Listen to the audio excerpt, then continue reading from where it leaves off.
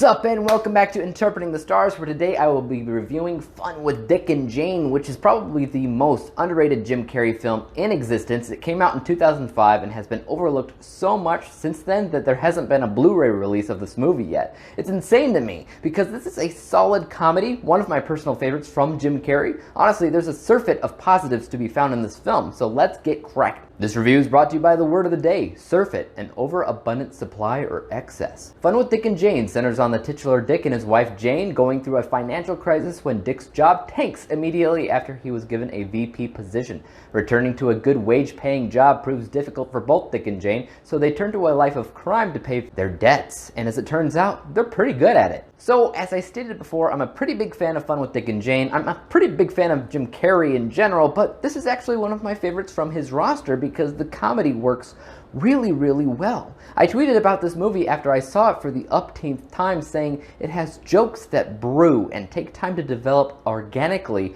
rather than what you typically see nowadays, which is what I like to call the opposite of jump scares, jump jokes. Normally, you're looking at comedies that jump the gun and try to be funny as soon as possible for comedic sake, which doesn't work as well as they think it works. Fun with Dick and Jane takes its time laying the groundwork for the jokes, which makes the punchlines that much more impactful when they eventually come back around. For instance, Dick and Jane have a son named Billy, and Billy speaks Spanish because he's around their Spanish nanny all the time. A weird but funny contrasting element all on its own, but it is paid off later in the movie, somewhere around the halfway point. Any other movie would make the payoff the next scene because normally the audience is looked down upon as if they forget this happened or that. Also, they have a boasting neighbor talking about his awesome new car with voice recognition. That's completely ignored, and it comes back around again 40 minutes later because it's always aware of what it's doing, and I love it for that. It always follows this pattern of humor over and over again, so honestly,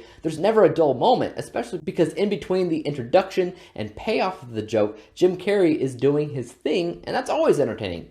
At least, arguably, it's entertaining. Honestly, if there was one thing that I had to complain about with Fun and Dick and Jane, it would have to be the narrative, because that's not perfect. Thankfully, it's a comedy, so people don't really care that much about the narrative when you're looking at a comedy.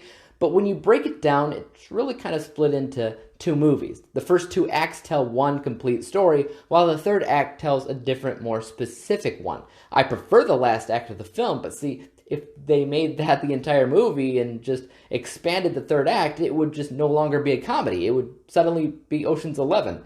I guess I would prefer if Dick and Jane were consistently trying to do something specific that rectifies the wrong in their life, but because it's a comedy, it's rectified rather early on in the film when they pull off their first crime. And since they enjoy doing it, they just keep doing it, which from a narrative standpoint is keeping the story at a standstill. You're not learning anything new about the characters or the story. There's just funny things that go on. It's not until the third act when they actively attempt to bring things back to a sense of equity that they lost in the beginning. But again, this almost broken way of telling a story won't really affect you when watching it because the comedy is really sharp and very funny. Jim Carrey is perfect for this kind of role, and the chemistry that he has with Leoni and Alec Baldwin and even Richard Jenkins is off the charts great. If I were to add anything else to this review, I guess I'd mention that the music choices in the film works pretty good for whatever reason. If you got the soundtrack and you just listen to it on its own, it would be a mixed mash of songs that don't seem to connect in any real way, but when you watch the movie, it works. It's funny. It complements everything that happens perfectly. Also, the editing is pretty good, especially for a comedy. Sometimes a comedy kind of relies on the comedic timing of the editing to work in its favor, and somehow this did that perfectly.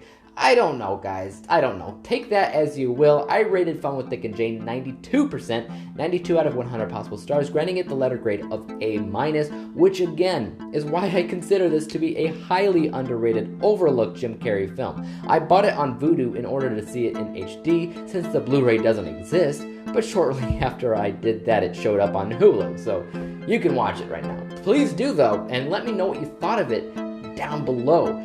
Did you find the jokes to work organically like I mentioned, or was this just another Jim Carrey dud in your opinion? Let me know. As for YouTube, you know what to do. Hit the subscribe button if you like this review and would like to see some more reviews just like it. Hit the thumbs up button because that always helps out my channel, and don't forget about the little bell icon because that helps notify you when I come out with my next review.